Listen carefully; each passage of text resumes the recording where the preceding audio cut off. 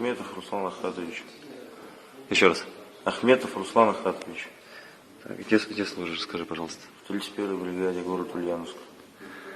А как на Украину попали?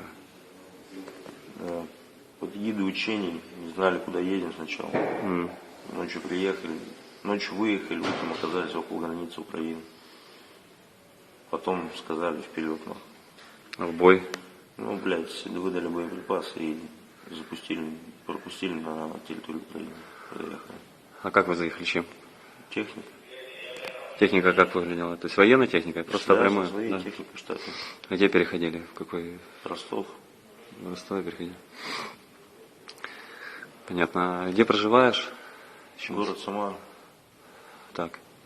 Адрес какой? Скажи. Улица Нового Вокзальная, дом 207, квартира 87. Ну, это штатный адрес, а так в Ульяновске так живу. Ясно. Номер воинской части?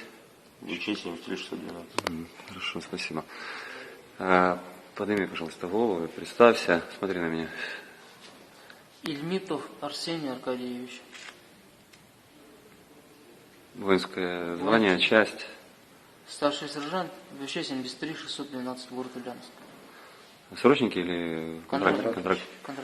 Расскажи, как ты сюда попал. Вместе тоже. заезжали.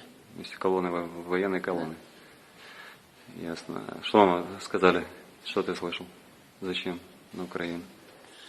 Просто на Украину у нас даже и речи не было. Вообще, я даже не знал, что на Украине? На учение приехали, а потом уже на границе уже поняли. Понятно. Скажи, пожалуйста, свои полностью еще раз данные и адрес проживания. Я проживаю, это в городе Ульяновске. Бригада какая? 31-й.